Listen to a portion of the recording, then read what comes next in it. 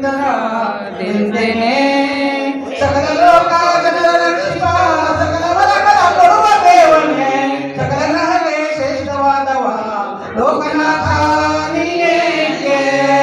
ಬೇಡಿಕೊಂಬೆನು ನಿಮ್ಮ ಚರಣನು ನೀಳಿರುವಂತ ನರನು ಪೀಡಿಸುವುದಿಲ್ಲವೆಂದು ವರವನು ಕೊಡು ನೀನು ನಾನು ಬಹಳ ಕಷ್ಟದಿಂದಲೇ ಶನಿರಾಜನ ಮುಂದೆ ಕೇಳಿನೋ ಮಾನವರಿಗೆ ಕಾಡದಂತೆ ಅಭಯವ ಕೊಡು ನೀನು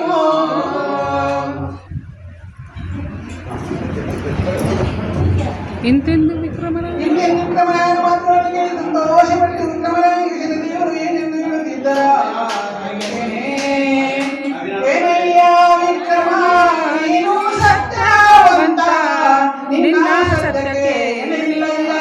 ಎಂದಾಗ ಉದಾದಯ ಒಂದು ನೀತಿ ನಿನ್ನಲ್ಲುಂಟು ಖ್ಯಾತಿ ಎಂದಾಹುದು ವಿಕ್ರಮ ನೀನು ಕೈಕಾಲು ರಾಜ್ಯವು ಕೇಳದೆ ನೀನು ಲೋಕಕ್ಕೆ ಉಪಕಾರ ವಾದವರವನ್ನು ಬೆಳಿಗ್ಗೆ ನೋಡು ಕೊಡುವೆನು ಕೇಳಿ ನೀನು ಬಿಡದಂತೆ ನಿನ್ನ ಜರಿಕೆ ಬಲಿಸುವ ನೀನು ಬಾಧೆ ಪಡಿಸುವನೆಲ್ಲ ಬಂಧನ ಕೊಡೋದಿಲ್ಲ ದ್ವಾದಶರು ಇಲ್ಲದೋ ಬಿಡುವೆನು ಎಂದಾಗ ಇಂತೆಂದು ಶನಿರಾಜರು ಬಹಳ ಸಂತೋಷಪಟ್ಟು ವಿಕ್ರಮನ ಮೇಲೆ ಪ್ರಭಾವಂತನಾಗಿ ಪೂರ್ವದಲ್ಲಿದ್ದ ಸೌಂದರ್ಯಕ್ಕಿಂತಲೂ ಅತಿಶಯವಾದ ಸೌಂದರ್ಯವನ್ನು ಮತ್ತು ಕೈಕಾಲುಗಳನ್ನು ಕೊಡಲು ಶನಿದೇವರಿಗೆ ವಿಕ್ರಮನು ಸಾಷ್ಟಾಂಗ ನಮಸ್ಕಾರವನ್ನು ಮಾಡಿ ಏನೆಂದು ಕೇಳಿಕೊಳ್ಳುತ್ತಿದ್ದನ ಎಂದೆಂದೇನೆ ನಾನು ಬೇಡುವೆ ದೇವ ನೀನು ಕೊಡುವರವ ದಿನ ರಕ್ಷಕನಾದ ಶನಿರಾಜ ಎಂದಾಗ ಮಾನವರಿಗೆ ನೀನು ನಾನಾ ಬಾಧೆಗಳನ್ನು ಶನಿರಾಜ ಕೊಡದಂತೆ ನನಗೆ ಅಭಯವನ್ನು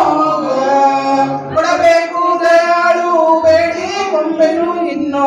ಬಡವನ ಮೇಲೆ ದಯವಿಡಬೇಕು ನೀನು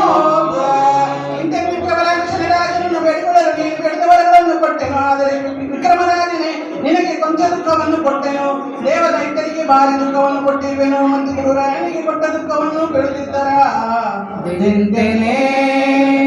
ಏಕೈಕ ಚಕ್ರವರ್ತಿ ವಿಕ್ರಮರಾಜ ಪದ್ಮಾವತಿನ ಸಂಜಾಗರವರೆಗೂ ಆ ದೀಪಕಲಾ